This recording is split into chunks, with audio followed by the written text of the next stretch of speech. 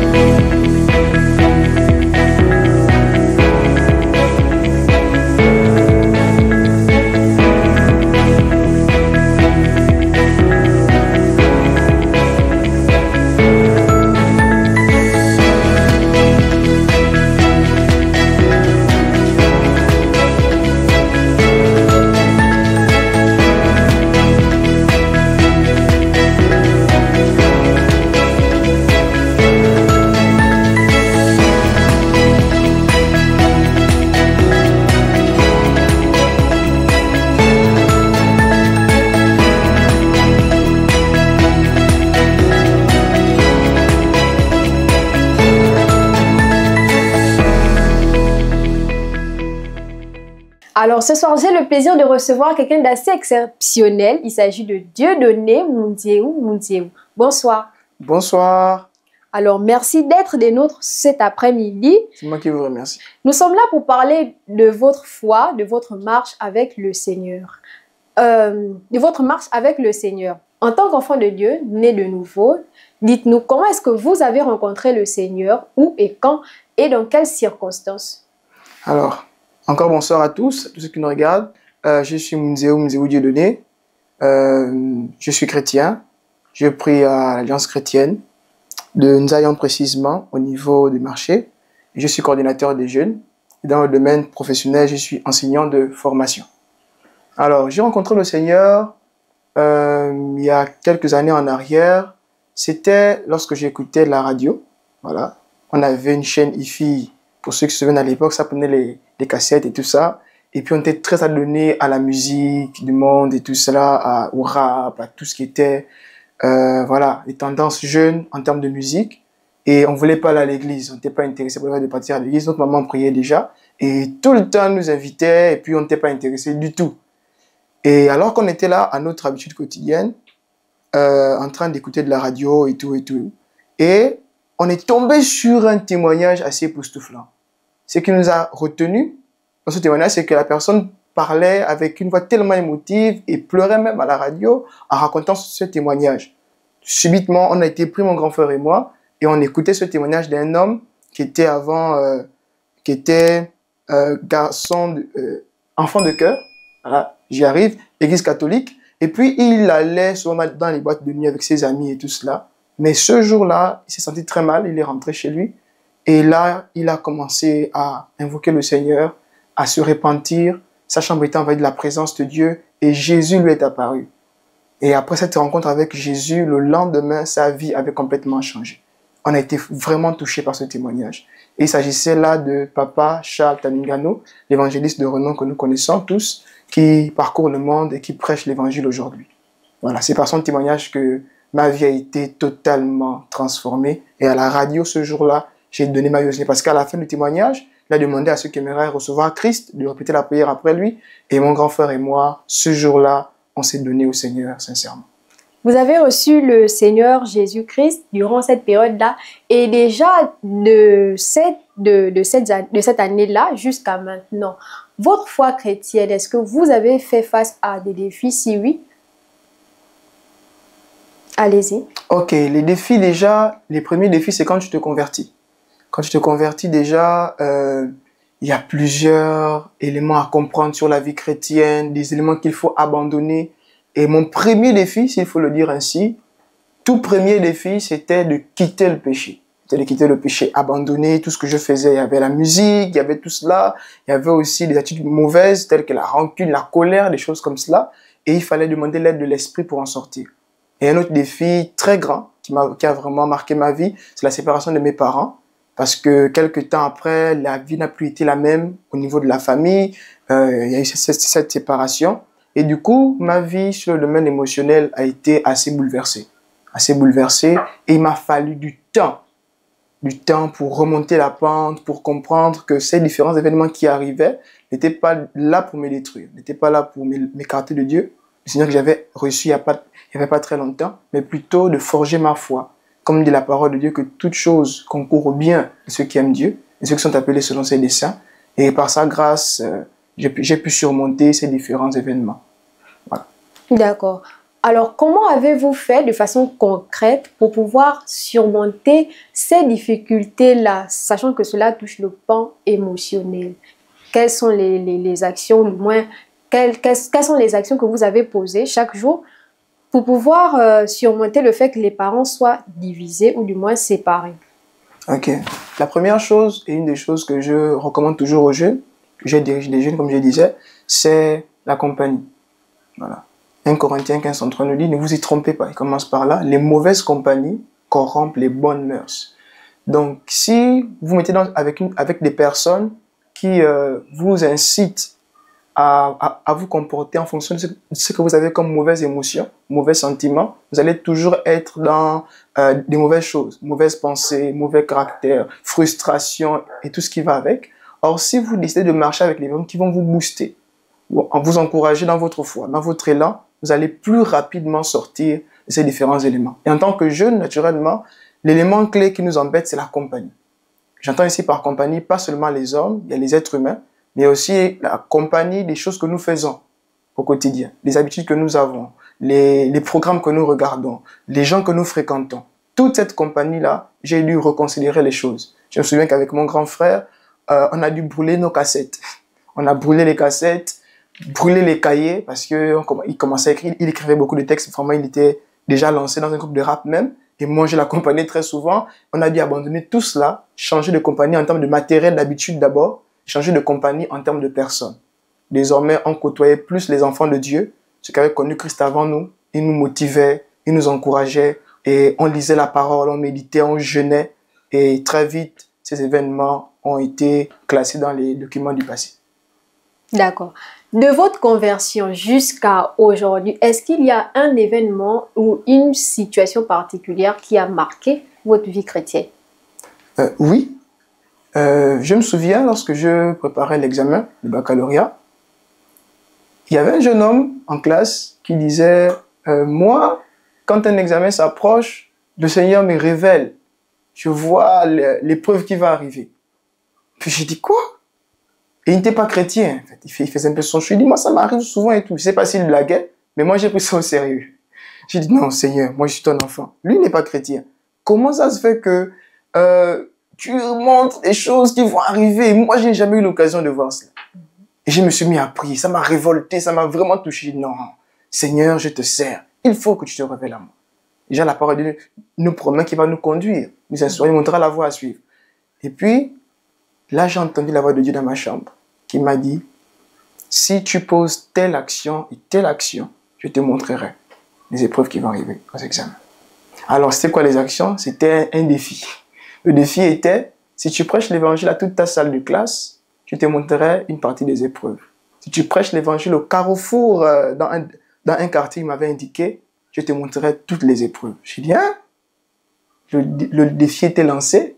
Mais ce jour-là, ce temps-là, j'avais pas été très courageux. J'avais pas eu le courage de prêcher l'évangile au carrefour, mais j'avais le courage de prêcher l'évangile à ma salle de classe. Et je voulais voir si la parole, si la voix était vraie. Et puis, les jours passaient, je ne recevais rien. C'est à la veille de l'examen, autour de 5 heures du matin, pendant que je dormais, et je vois en songe une main qui me montre les épreuves de mathématiques. Je vois toute la première partie des épreuves de mathématiques. J'ai dit, oh, j'ai dit, tourne, tourne. La main ne tournait pas. Tourne, la main ne tournait pas. Après, il est passé à autre chose. Et une voix m'a parlé, m'a donné les sujets qui allaient venir au baccalauréat en philosophie, les 3 types de sujets. Il m'a dit, le sujet 1 portera sur ça, le 2 portera sur ça, le 3 portera sur ça. Et quand je me réveille, j'ai dit, Seigneur, mais pourquoi je n'ai pas tourné la feuille? Il dit, on avait un deal. On avait du moins, voilà, quelque chose que tu devais réaliser si tu voulais voir l'épreuve de mathématiques des 2 côtés. J'ai fait ma part, tu n'as pas fait la tienne. Donc, on reste sur une partie. J'ai dit, ok, je me suis réveillé Et j'ai pris mes cahiers, j'ai pris mes documents. C'était justement le jour où on devait passer les preuves, je pense, de philosophie et de français, les premiers jours. Et puis, j'ai commencé à lire. J'ai revu mes notes sur les sujets, j'ai révisé. Et lorsque j'arrive en salle, on attend. Et qu'on nous remet les épreuves, c'est exactement la même chose en philosophie. Les 3 sujets du type 1, du type 2, du type 3, comme la voix me l'avait dit. Et comme j'avais révisé. Il était impossible que je passe à côté en philosophie. Au passage, je précise que j'ai fait une série A. Et donc, la philosophie, c'est 5 de coefficients. C'est beaucoup déjà si tu peux t'en sortir comme il se doit.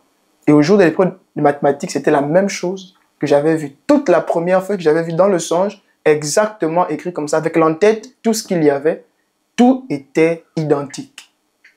Et j'ai posé le cœur, j'avais déjà la doc que tout le monde cherche, grâce à la présence de Dieu. Donc vraiment, c'était un événement qui a marqué ma vie. J'ai dit, waouh!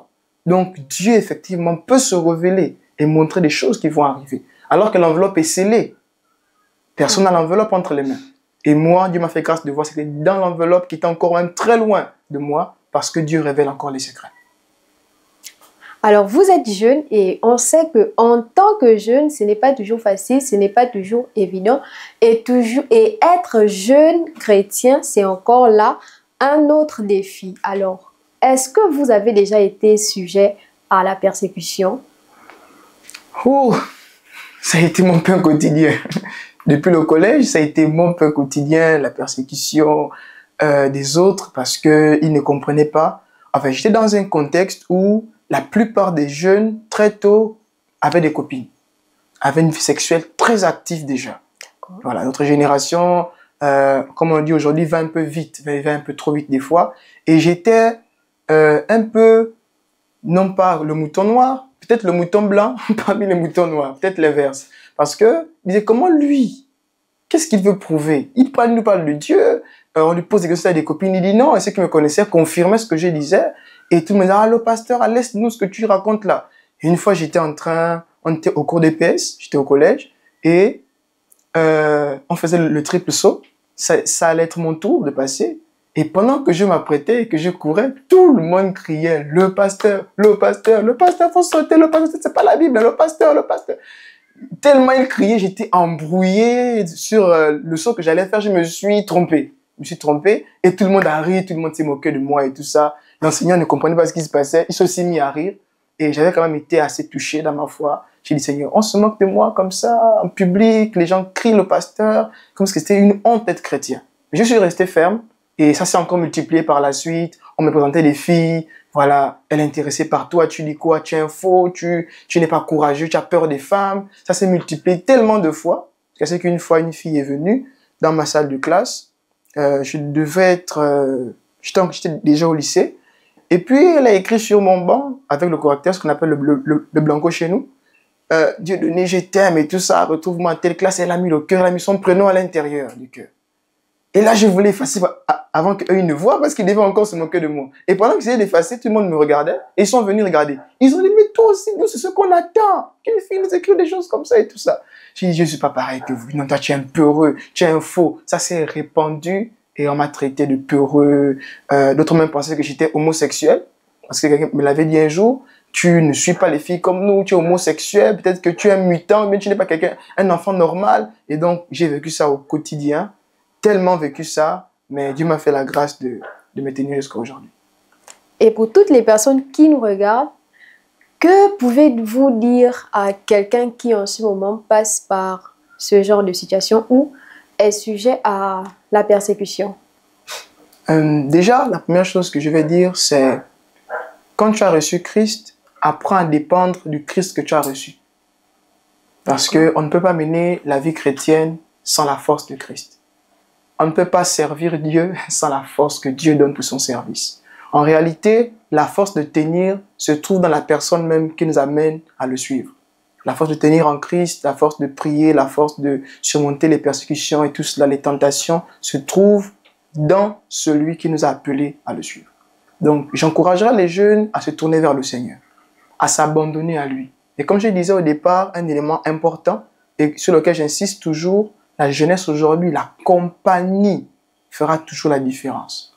Si les jeunes se détachent des mauvaises compagnies pour apprendre à se mettre avec les bonnes personnes, à suivre les bonnes personnes, comme l'apôtre Paul l'a recommandé à Timothée, de chercher le Seigneur avec ceux qui le font d'un cœur pur. Voilà, vraiment cet élément important pour la jeunesse, trouver les bonnes personnes, marcher avec les bonnes personnes. Même quand il y a des personnes autour de vous, Jésus est toujours là, s'abandonner au Seigneur chaque jour de sa vie. Voilà, et méditer la parole de Dieu, prier, chercher sa face, et après on ne se rend pas compte. Quand on est plongé dans ces choses, en même temps on sert le Seigneur à l'église, en même temps on est en activité pour le Seigneur, je vous assure, je suis étonné de me rendre compte qu'aujourd'hui, je suis toujours là. Le temps est passé, je suis toujours dans la présence de Dieu, parce que je me suis occupé, j'ai occupé mon esprit aux choses de Dieu. Voilà. Vous avez parlé de servir le Seigneur et vous avez insisté là-dessus, sachant que vous êtes enfant de Dieu et vous avez naturellement une communauté chrétienne. Donc, dans votre communauté chrétienne, comment est-ce que vous faites pour pouvoir impacter les jeunes, vu que vous êtes coordinateur de JPC? Alors déjà, l'impact qu'on apporte, on l'apporte par notre témoignage, par qui nous sommes. Parce que, comme on le dit souvent, la plus belle femme ne donne que ce qu'elle a. On ne donne que ce qu'on a. C'est pourquoi, à la base, je disais s'abandonner au Seigneur. Je ne peux pas diriger une jeunesse, je ne peux pas impacter la vie de quelqu'un si je ne suis pas moi-même d'abord impacté par le Christ que je connais, par le Christ que je suis. Donc, premièrement, j'apprends toujours à me dire, Seigneur, je ne sais pas diriger. Je m'abandonne à toi. Et à chaque fois, il se révèle à moi par les Écritures, par des visions. Souvent, je prends le temps de le chercher, de l'écouter, parce que pour diriger des personnes, il faut d'abord avoir soi-même une direction à suivre. Et donc, Christ me donne toujours la direction à suivre, ce qui m'amène à pouvoir échanger avec les jeunes de tout genre. Peu importe ce que la personne rencontre, je suis déjà conscient que moi, je n'ai pas la réponse, mais Jésus a la réponse. Donc, je me rapproche toujours de Christ pour avoir les réponses par rapport à la vie des jeunes qui m'entourent. Et chaque jour, je veille à ce que je ne sois jamais au même niveau de vie chrétienne et de mentalité. Donc, tous les jours, je travaille un peu plus sur moi pour me dire, je ne sais pas ce que un jeune me dira demain, m'amènera demain comme problème. Donc, j'ai intérêt à toujours être prêt à recevoir un jeune, à prier pour lui et à ce que la main de Dieu puisse le toucher. Vous faites un jour, vous dites que vous faites pas un jour sans pourtant vous améliorer en quelque sorte. Pour la personne qui nous regarde et qui nous écoute et qui aimerait bien le faire, elle se dit comment est-ce que j'y arrive? Premièrement, pour arriver à s'améliorer tous les jours, c'est comme je disais, la force pour s'améliorer se trouve en Christ. Voilà. Donc, tu veux de la force? Jésus l'a dit, c'est par la bouche de l'apôtre Paul. Il a dit que c'est le Seigneur qui crée en nous le vouloir et le faire. Donc, la volonté, quand on manque de volonté pour se lever le matin, pour servir Dieu, on lui demande la volonté. Et il nous a fait la grâce d'avoir un merveilleux ami. Quelqu'un qui est toujours avec nous partout où nous sommes. Même quand tout le monde nous a abandonnés, il est toujours là. C'est la personne du Saint-Esprit. L'Esprit de Dieu est Dieu et il habite en nous. Et lorsqu'on travaille notre communion avec lui, il renouvelle nos forces. La Bible nous enseigne que ceux qui se confient en l'Éternel renouvellent leurs forces. Donc, quand on se confie en lui, il donne la volonté. Quand on se confie en lui, il donne les capacités, le vouloir et le faire. Donc, la capacité de se lever, de pouvoir travailler tout le temps sur sa vie. Il faut être sincère avec Dieu. Il ne faudra pas faire semblant. Devant les gens, tu sembles être fort. En temps, tu sais ce qui t'embête comme faiblesse. Tu donnes l'impression, non. Et même quand on est avec Dieu, c'est étonnant. Dieu voit tout, mais on donne toujours les impressions à Dieu. Seigneur, bon, tu sais que ça, tu sais que ceci. Non, parle clairement avec lui. Seigneur, je suis faible. J'ai besoin de toi. Aide-moi, Saint-Esprit. Relève-moi là où je suis tombé. Et toutes les fois qu'on est sincère avec le Seigneur, il ne manque jamais de relever celui qui est sincère envers lui. Et c'est peut-être mon secret, peut-être le principal de tout ce que je peux présenter comme piste de solution. S'abandonner au Seigneur totalement et véritablement. En tant qu'enfant de Dieu, la Bible recommande d'aller et de faire de toutes les nations des disciples. Vous, à votre niveau, comment est-ce que vous participez à l'extension du royaume? Alors, parlant de l'expansion du royaume, on parle ici d'annoncer l'évangile, on parle ici de répandre Christ. Et dans l'expansion du royaume, chacun a sa manière de faire. Voilà. Moi, par exemple, en ce qui concerne le domaine ecclésiastique déjà, j'ai la grâce de pouvoir écrire des textes de slam, par exemple. Voilà. Je suis slammer. Voilà. Slammer, c'est ce qu'on appelle aujourd'hui la poésie moderne. Je fais du slam et mes textes de slam sont généralement orientés vers la personne de Christ.